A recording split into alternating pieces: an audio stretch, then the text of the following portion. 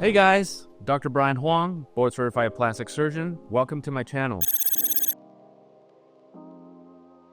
3 steps that you should be taking. Number 1, make sure he or she is board certified by either American Board of Plastic Surgery, ABPS, or number 2, for the facial procedures, American Board of Facial Plastic and Reconstructive Surgery. These 2 boards are the only boards recognized by the American Board of Medical Specialties, which is the grandfather board that monitors all the board certifications in all specialties. Step number 2, I advise you to look at all before and afters of the procedures that you are interested in. You want to see that the results that your plastic surgeon delivers are consistent with the results that you have in your mind. Lastly, go over the reviews of your surgeon. Then following that, to schedule a consultation to meet your surgeon in person to really make sure that both of your vibes match each other and you're the right fit for each other.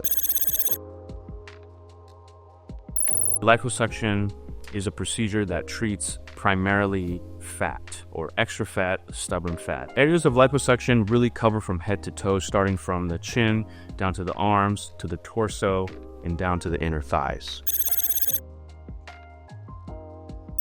Recovery is generally about 6 weeks and downtime is generally about 2 weeks. Of course, smaller areas with smaller recovery times, larger areas with a little bit longer recovery times. VASER, V-A-S-E-R, is a fancy acronym that stands for Vibration Amplification of Sound Energy Resonance. Don't ask me to say that again. The benefits of VASER liposuction really include extracting the fat with less bleeding and with less trauma. Before we actually extract the fat, we are actually injecting the areas that we're going to be performing liposuction with a fluid known as tumescent fluid. In this fluid, there are a few medications to really help minimize bleeding, pain control, also minimize bruising and swelling. This is when the VASER is typically performed next. The VASER will break up the fat better. The analogy I like to use is picturing a fruit tree and a device that vigorously shakes the fruit tree, which allows the fruit to fall off the tree.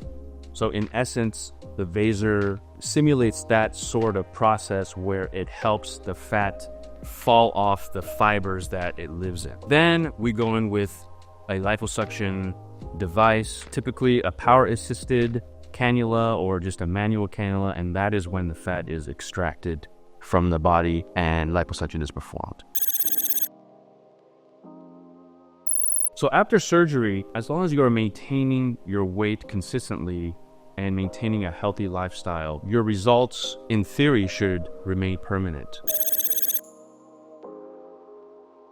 BBL stands for Brazilian butt lift. It is a term to describe the procedure of transferring fat to the areas of the buttocks or the hip regions. Typically, this fat is harvested or extracted from another part of the patient's body, torso, arms, or inner thighs. That fat is then used to reshape or revolumize areas including the buttocks and the hips. With this procedure, we are only able to use your own fat to be transferred into your own part of the body.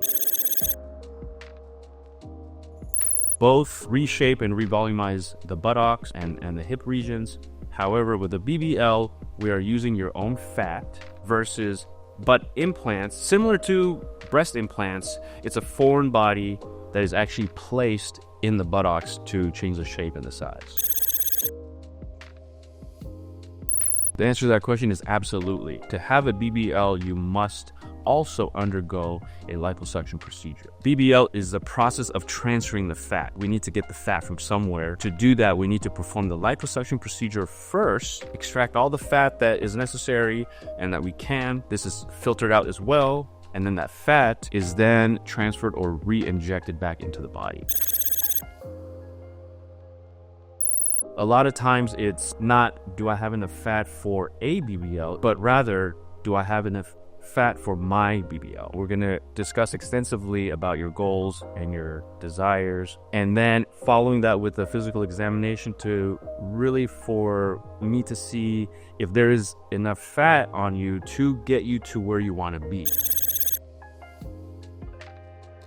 The sizing process that you will undergo here with us starts with figuring out how much larger you want your breast to be. So we get a general idea of what your goals are, and then following that, we have a sizing kit actually where there's different modules where you can try on different sizes underneath your clothes until we get to a size that is comfortable for you or is desirable for you. Once we determine that number of cc's with that size, there is a very busy chart that I would go through with you, and we would go through the different types of implants, different sizes, in combination with some measurements that I will be taking also during the physical examination so that we can really get the right size and particularly the diameter of the implant to match the diameter of your breast width or breast footprints. We ensure that the size that you want actually fits onto your anatomy.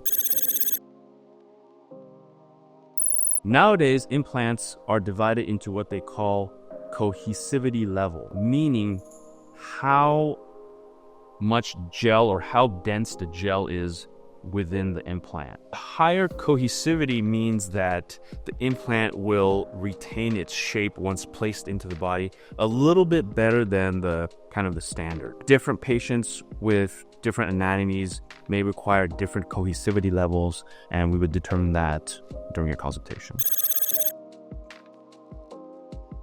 Both of them actually have silicone shells. Now with the silicone implant on the inside, they have silicone gel. This is what we call the gummy bear style. If you were to slice it open, the inside is not a liquid that flows out. Rather, it's more of a gummy bear. It's a solid kind of substance, kind of gel. Now with the saline implant, we have the silicone shell, and the way actually these are delivered or placed into the body is completely empty. We place an empty shell into the body.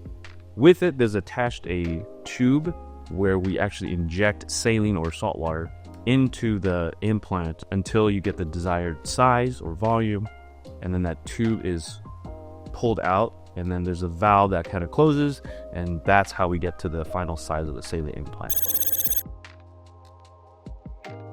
Most board certified plastic surgeons would agree on this, is that if you are not having any issues with the implant, a sensation of firmness, pain, asymmetry, things like that, if there are no symptoms coming from the breast implants, then they can stay in until they do. I understand the 10-year number has been kind of being thrown around. 10 years is not necessarily the time that you absolutely have to take out your implants or have them exchanged if there's nothing wrong with them.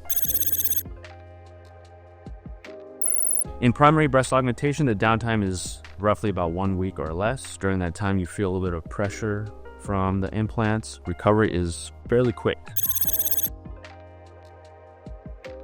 There is a little bit of a difference. In breast augmentation, because we are generally staying away from the breast tissue, most of the time we are going under the pectoralis muscle. We are away from the milk ducts. So generally speaking, breast augmentation does not affect breastfeeding. On the contrary, with a breast reduction or a breast lift, we are actually changing the architecture of the breast. We are cutting into it, taking out tissue, and basically a little bit like Tetris, placing it back, rearranging it so that everything is sitting at a higher position. In these cases, because we are cutting through the breast tissue and potentially cutting through milk ducts, breastfeeding can be affected. Basically, two things that we suggest. Number one is your action list or your goals. Really think about what is important to you and what is not as important to you. Number two, while not required, we typically recommend that you bring somebody who may be taking care of you so that they're on the same page as well during your recovery process.